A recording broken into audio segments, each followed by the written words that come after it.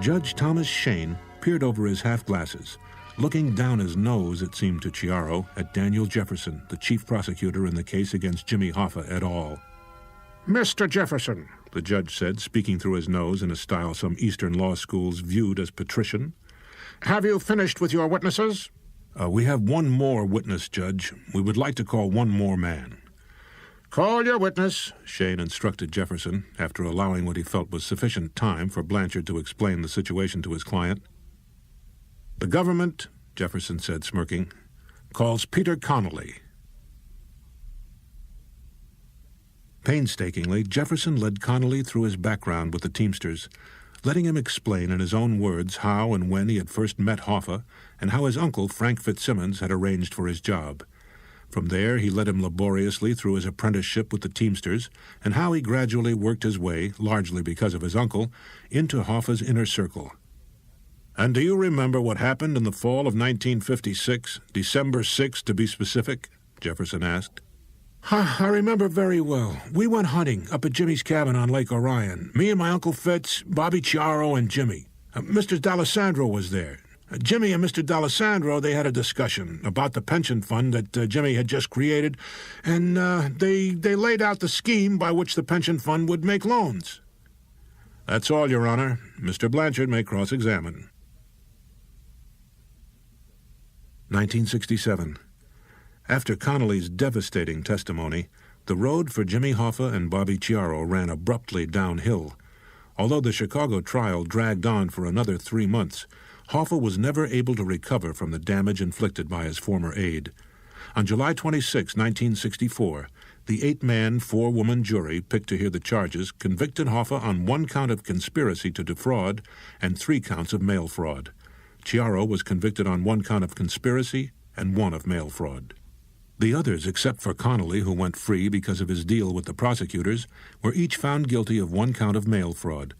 A month later, Judge Shane sentenced Hoffa to 5 years on each of the counts on which he was convicted, which would normally have meant 20 years in prison. However, the judge also ordered the terms to run concurrently, which meant Hoffa's sentence was, in effect, 5 years.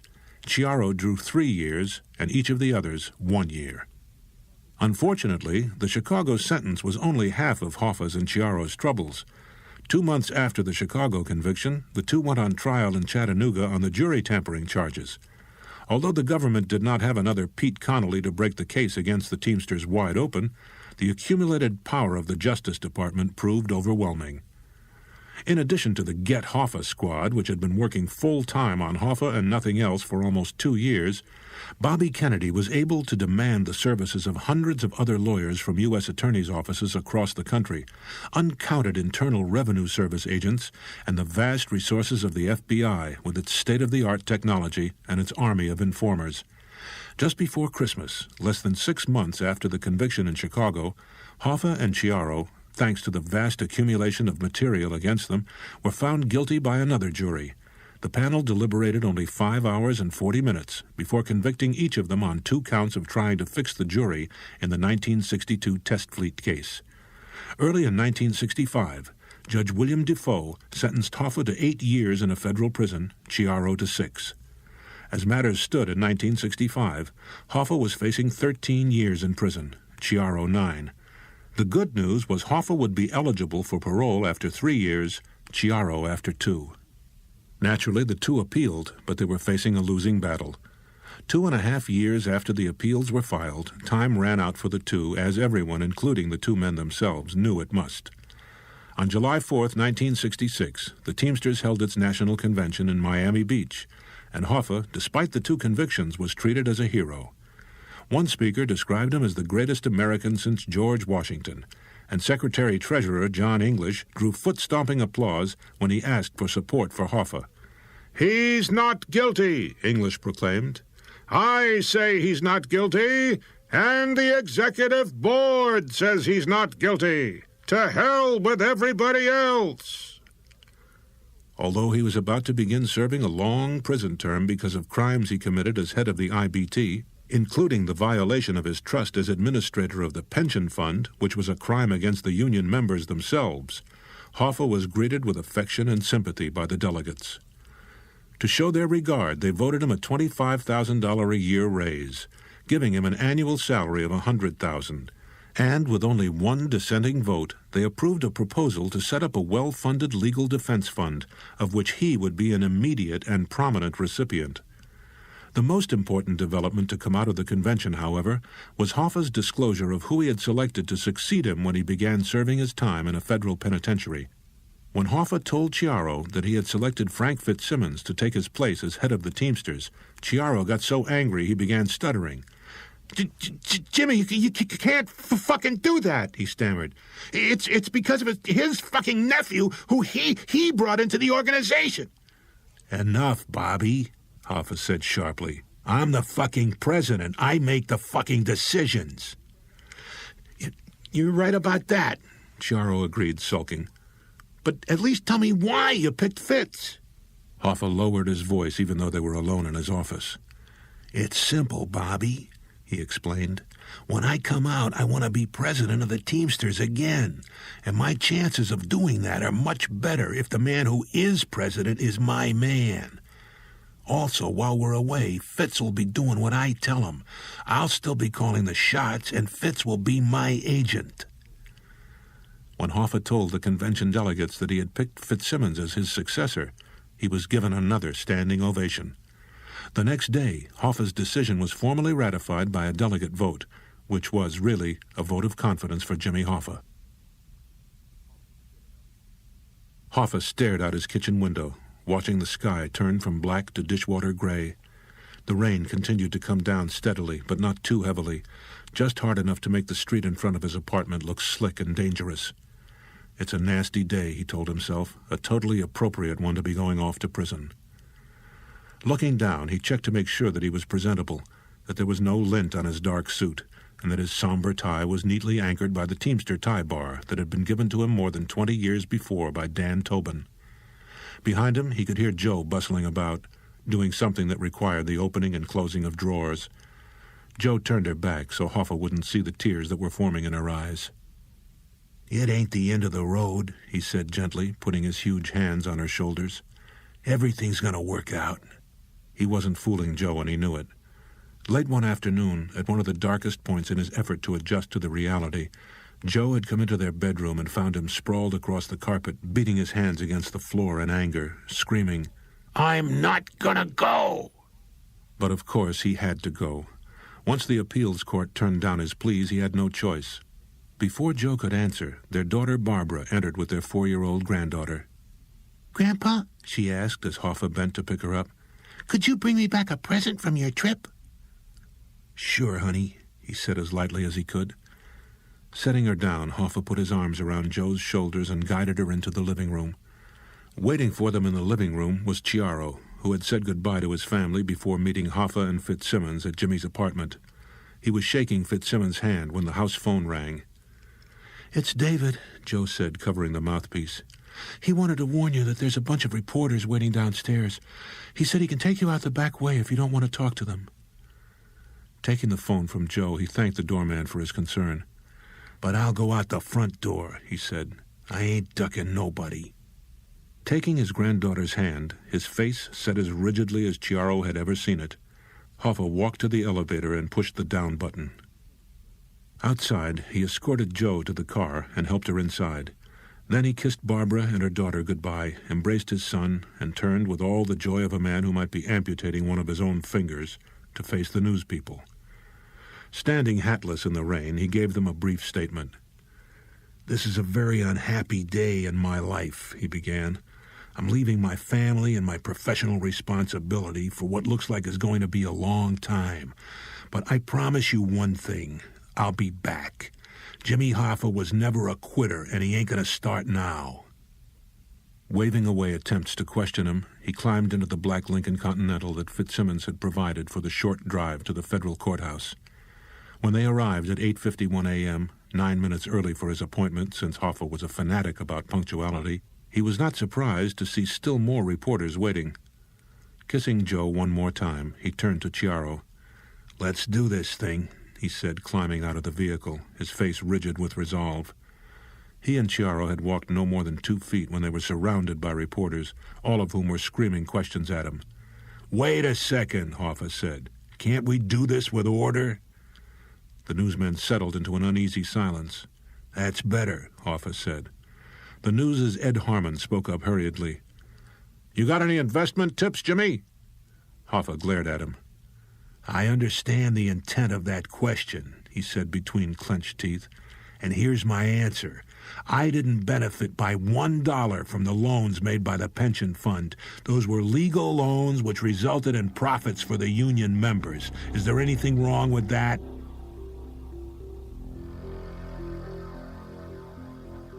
"1975.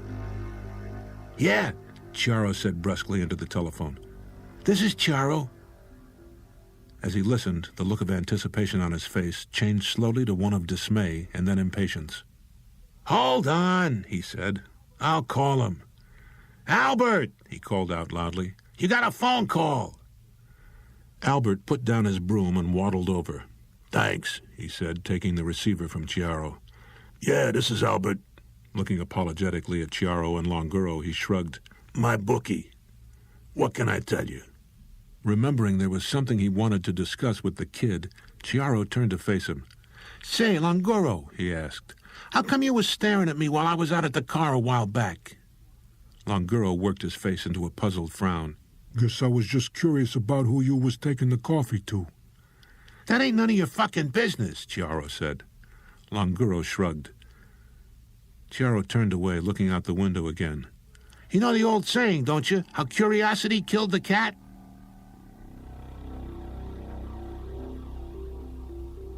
1967. When Hoffa and Chiaro arrived at the Lewisburg prison, they were met by an assistant warden who formally welcomed them to his facility.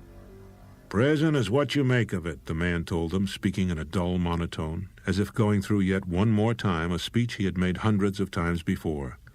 "You're here to pay a debt to society. You can either make the best of the time you spend here and improve yourself in the process, or you can fight the system and make it tougher for both of us. Is that clear?"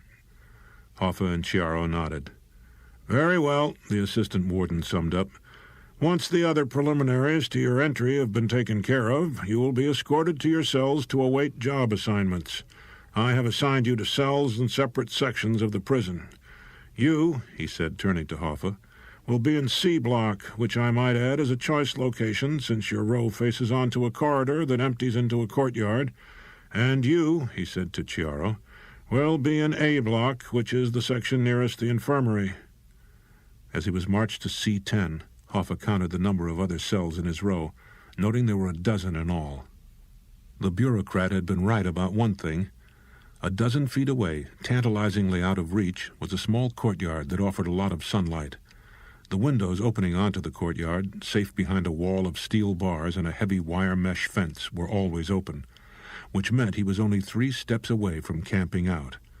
That might be an advantage in the summer when the rest of the unair-conditioned facility was a steam bath, but it did not seem much to brag about in March, when the outside temperatures hovered in the 30s in the afternoons. 2 days later, when a snowstorm swept through, Hoffa awoke to find his thin blanket liberally dusted with blowing flakes. Chiaro, who probably was expecting less than Hoffa, was not as disappointed as his boss when he got to his own cell, A7. Although its measurements were the same as Hoffa, and it was identically furnished, he did not have the dubious advantage of a nearby courtyard. His only light came through a tiny window set high up on the outside wall, covered with bars and sealed with filthy glass that probably had not been cleaned since the prison opened in the early 30s. Cursing softly under his breath, Chiaro sat on the steel springs on his bunk, not even bothering to unroll the lumpy mattress. Dispiritedly, he worked a Camel out of the crumpled and almost depleted pack in his pocket. Chiaro was wondering if he was going to survive Lewisburg or if he was going to die within those dull gray walls, when a movement caught his eye. Looking up, he was surprised to see a guard standing outside his cell with a cardboard box in his hands. As Chiaro watched, the guard fitted a key into the lock and opened the door, letting himself in. "They forgot to give you this extra blanket," the guard said, offering Chiaro the box. Somewhat surprised, Chiaro accepted it, nodding his thanks. Without a word, the guard turned on his heels and was gone. Wondering why they would bother to put a blanket in a box, Chiaro again plopped onto his bunk, holding the carton on his lap. Turning back one of the folds, he was delighted to see, neatly cushioned by the blanket, several cartons of cigarettes and what appeared to be a 2-month supply of toiletries. Digging deeper, he found 2 relatively current magazines, a well-fashioned, although obviously homemade knife of the type he would learn that prisoners called shanks, and a handful of Hershey bars. At the very bottom of the box, tucked neatly away, was a crudely lettered note. "From a friend of the little guy," it said. "More when you need it." Chiaro smiled for the first time since entering the prison. Maybe this ain't gonna be so bad after all, he thought. Influence helps, even when you're in the slammer. When Hoffa was particularly depressed, Chiaro usually managed to cheer him up. The fact that the Teamsters never forgot him was a constant source of inspiration. On his birthday, February 14th, for every year that Hoffa was there, the Teamsters rented a private plane and had the pilot make a half-dozen passes over the prison, trailing a banner reading, "Happy Birthday, Jimmy." And then there were the incoming letters. At every mail call, there were 4 or 5 from Teamsters around the country telling him how much they missed his leadership and how they were looking forward to him being released so he could return to the IBT presidency. After less than 3 years, Chiaro was promised parole. Although he was reluctant to leave Hoffa behind, there was no way he could simply refuse his freedom. "Don't be a fucking idiot," Hoffa told him when Chiaro said that his case had been granted favorable review by a parole board, but he was looking for some way to delay the action. "You done your time. You deserve to be out of this place." "I hate to leave you, Jimmy," Chiaro had argued. "Jesus Christ, you think I can't take care of myself or something?" "Nah, Jimmy, it ain't that, and you know it." "I don't want to see you go because you're like a brother to me, and I already miss my family bad enough. But I need to get you out of here so you can start laying some groundwork for when I get out. So far, Fitz has been pretty good about following my orders, but in the last few months he's been trying to assert his independence." "You worried?" Chiaro asked. "About Fitz, I mean?" Hoffa rubbed his chin. "I ain't sure yet, but we got time to plan. In the meantime, I got a hearing before the parole board in about 6 months. Maybe they're going to let me go, too." "I don't see why they wouldn't, Jimmy. They done it for a lot worse people than you." Despite Chiaro's optimism, the parole board was not forgiving. When Hoffa first became eligible in October 1969, he was fairly confident that his petition would get favorable attention. He was shocked, therefore, when the board not only turned him down, but refused to tell him why. Hoffa was terribly confused about the board's decision, unable to attribute it to any known source. In March 1971, his request was denied a second time, again without formal explanation. In the meantime, things on the outside were changing, perhaps beyond his ability to readjust. Beginning in mid-1970, Jo had been struck with a series of physical ailments. She had a minor stroke, then another, and just a month previously yet a third. After the parole board turned him down, Hoffa appealed for a compassionate furlough, a rarely granted privilege to leave the prison for a limited time in order to be with a seriously ill or dying relative. Surprisingly, considering the parole board refusals, the request was granted. In April, he was allowed a 5-day leave to visit his ailing wife. Although it was forbidden by the terms of his furlough, Hoffa also used the occasion to squeeze in 2 meetings on union business. On his second day in San Francisco, he huddled with Fitzsimmons to discuss his continuing ambition to resume the Teamsters' presidency once he got out, whenever that might be. The second meeting was with Blanchard and Chiaro. "What the fuck is going on?" Hoffa asked angrily. "Why is Fitz suddenly treating me like I got leprosy and he's God's gift to the Teamsters? Even more important, why is the parole board fucking me around?"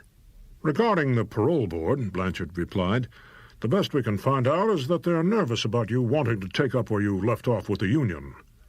"What are you trying to say?" Hoffa demanded. "That I got to tell them I don't really want to be president anymore?" "That's what it looks like," Chiaro agreed. "I know how much you hate to do it, but if it's that or stay in prison, I think you ought to tell them that you ain't interested in the union no more." "Let me think about it," Hoffa said, dreading having to return to his cell.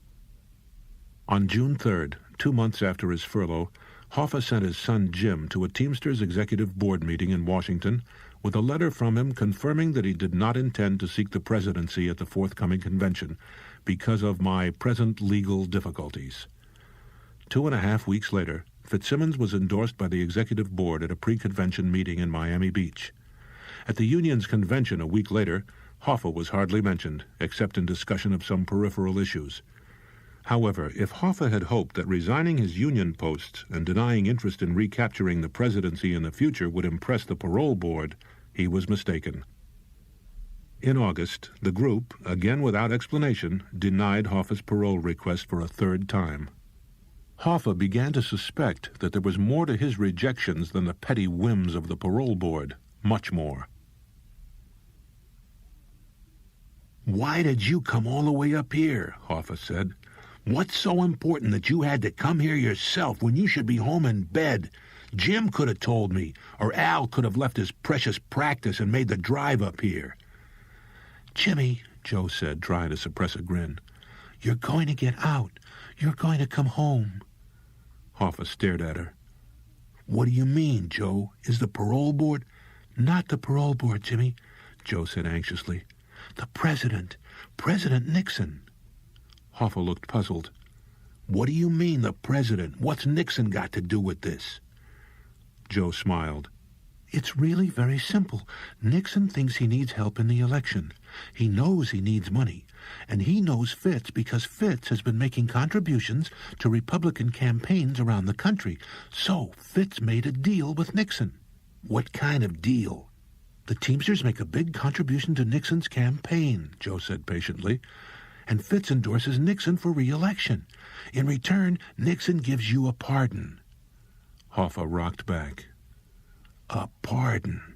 I never thought of a pardon." Joe's eyes were shining, and her cheeks, as pale as parchment when she arrived, were bright with color. "What's the timing?" Hoffa asked excitedly. "How soon?"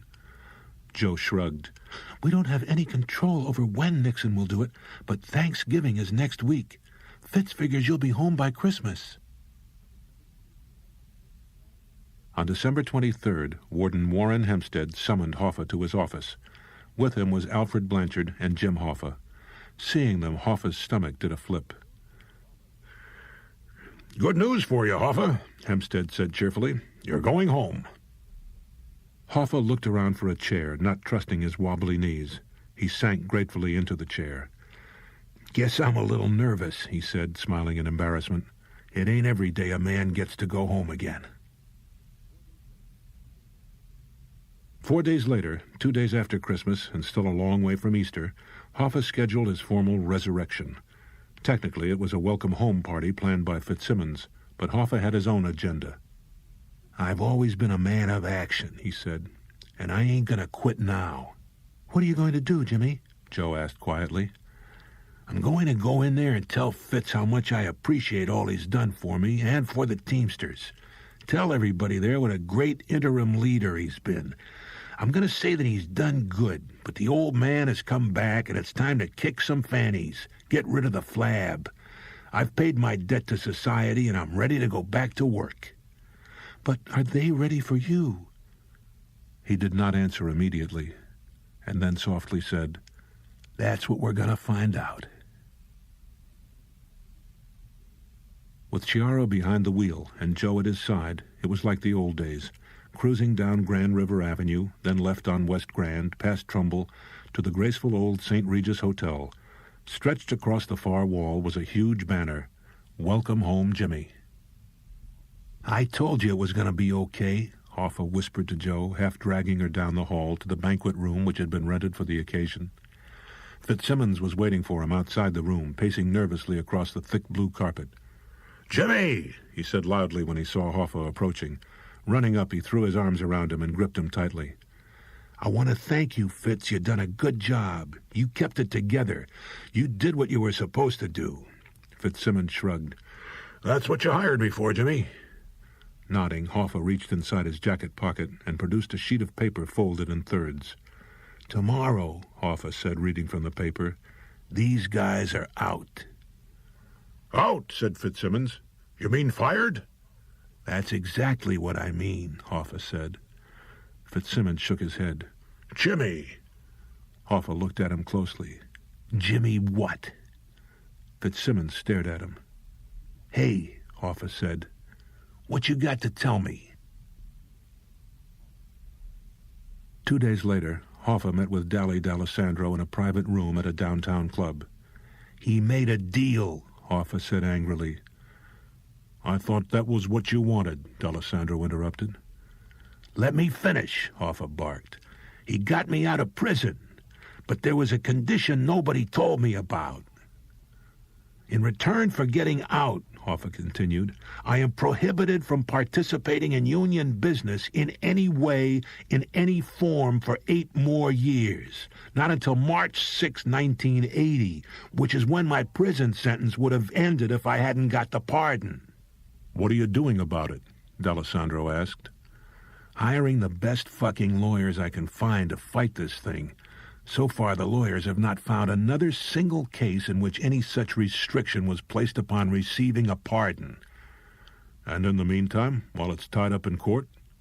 In the meantime, Hoffa said slowly, I want some action. I want justice.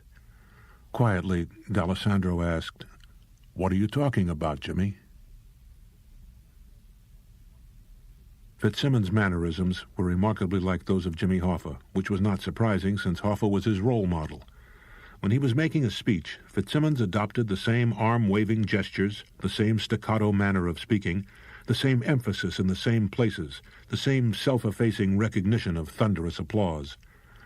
Walking off the platform, grinning and waving, Fitzsimmons was the picture of self-satisfaction. Come on, Larry, he said brusquely to a husky blond-haired man standing in the background. Let's get to the airport. Walking out the back door of the hall, Fitzsimmons was surprised to find a reporter from the local newspaper, Harold Brody, waiting for him. Hey, Frank, Brody said, walking up, notebook in hand. Brody looked over Fitzsimmons' shoulder to see if their conversation was being overheard. The only person within possible earshot was Fitzsimmons' factotum, Larry. Brody turned serious. Well, Frank, you know what Jimmy's saying? Fitzsimmons looked exasperated. What now? He's saying that you and some top guys in Nixon's office conspired to keep him out of the Union. Fitzsimmons struggled to hold his temper. When Jimmy talks like that, he's lying in his teeth. And I got news for Jimmy Hoffa. I ain't that easy to get rid of. Brody nodded vigorously, scribbling away. Out of the corner of his eye, he saw Larry reach up and grab the lid of the trunk and bring it down. The next thing Brody knew, there was a terrible roaring in his ears, and he was lying on his back in a pile of dirty snow. Fitzsimmons was on the ground next to him, spread on his face like a man preparing to do push-ups. Turning his head, he could see that the Cadillac was a heap of twisted metal with jets of flame shooting out from the ruin. There was no sign of Larry, no indication that he had ever existed. After the bombing incident involving Fitzsimmons' Cadillac, the war between Hoffa and his previously anointed successor settled into a verbal one.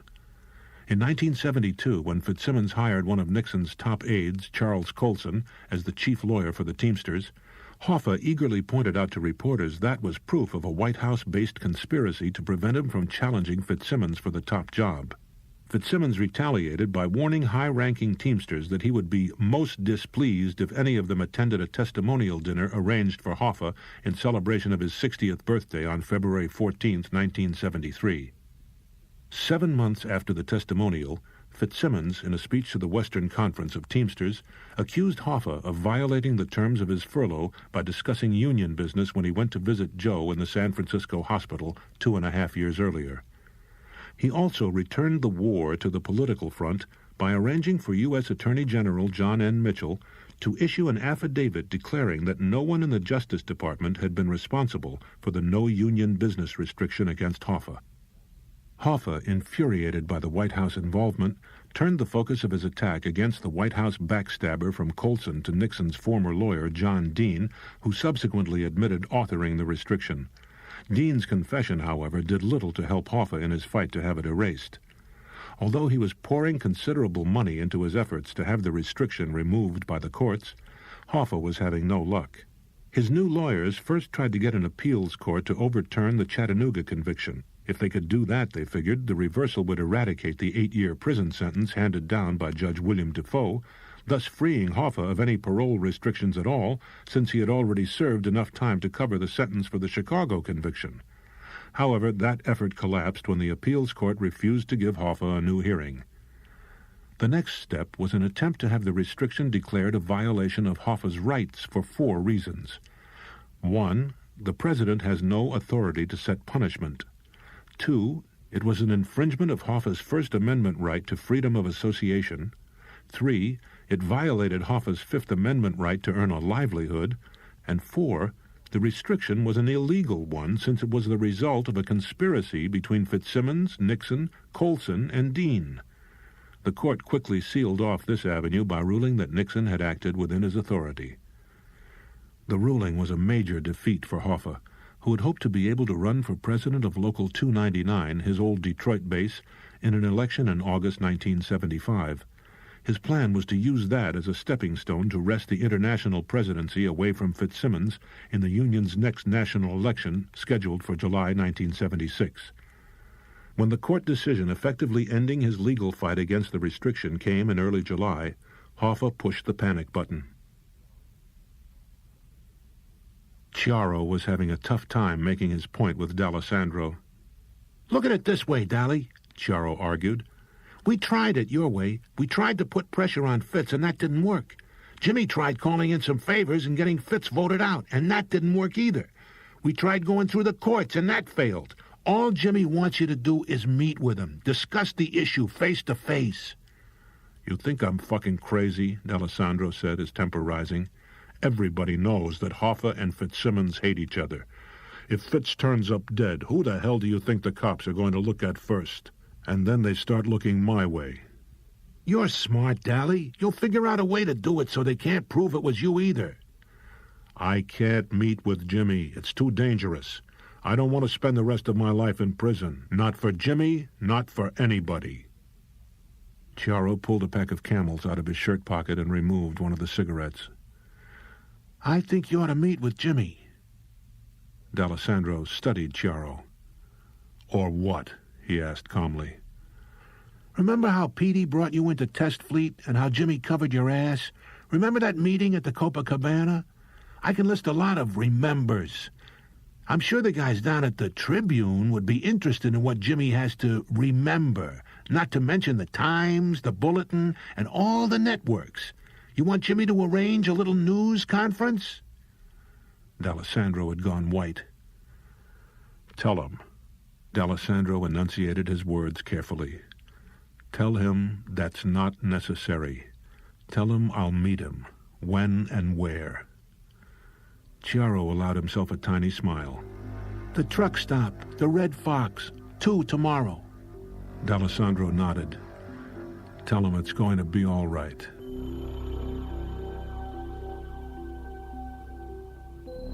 Listening to the phone ring, Chiaro looked at his watch for the 100th time. 5 o'clock.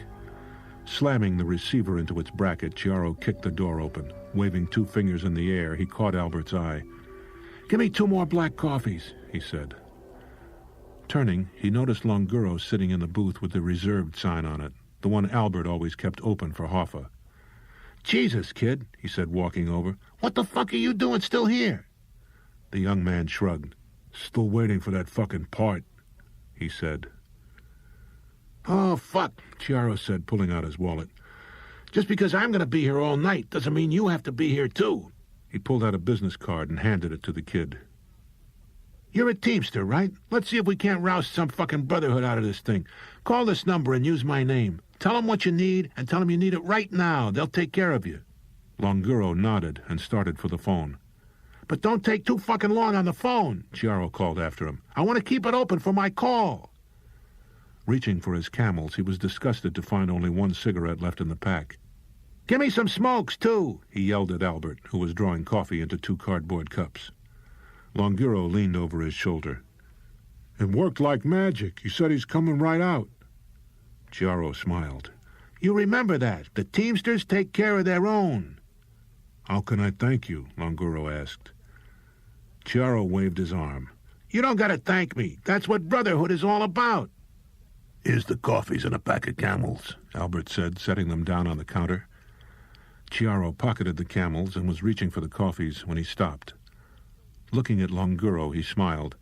"I'm going to show you something, kid," he said, motioning for Longuro to walk with him to the window. "You want to thank somebody? Thank somebody who really deserves your thanks?" Longuro nodded. Pointing toward the Pontiac where Hoffa was waiting, his silhouette outlined sharply, Chiaro said, "Go thank him. I want you to take this," he said, giving him one of the containers. "Out to the car and thank that man." Longuro hesitated. "Go on," Chiaro urged, forcing him to accept the coffee. "Just tell him thanks for everything." As Longuro started slowly across the parking lot, Chiaro sank into the booth, watching with a slight smile on his face as the kid covered the distance to the car. A bell rang in Chiaro's head. Even as he was sprinting toward the door, he saw the kid reach under his sweatshirt and remove a long black object. Chiaro got the door open just in time to hear two faint noises like air escaping suddenly from a punctured tire. That sound, he knew, was the noise made by bullets being fired through a silencer. Longuro turned to look at him, his eyes as dead as hubcaps. He was ready to attack Longuro with his bare hands, ready to face down the threat of the pistol, grab Longuro by the throat and rip out his Adam's apple, but he never got the chance. As he passed the shiny rig he had seen earlier, the one he had assumed was Longuro's inoperable one, the driver's side door swung open, and a man Chiaro had never seen before jumped to the ground. He had a sawed-off shotgun in his hand. "What the—" Chiaro started to holler, but the blast from both barrels cut off the rest of the sentence. Without a word, Longuro moved swiftly to the back of the trailer and swung open the door. Then he jogged to the front of the vehicle and grabbed Chiaro under one arm, motioning to his companion to grab the other. Together, they dragged Chiaro's bleeding, lifeless body to the rear of the truck. While they were taking care of Chiaro, another vehicle glided to a stop beside Hoffa's car, and a man climbed out of the passenger seat. He swiftly crossed in front of Hoffa's car, opened the door, and slid behind the wheel. Glancing swiftly around to see if he was being observed, he dropped it into gear. Then, as if he were in no particular hurry, he eased the Pontiac out of its parking space and across the lot toward the interstate.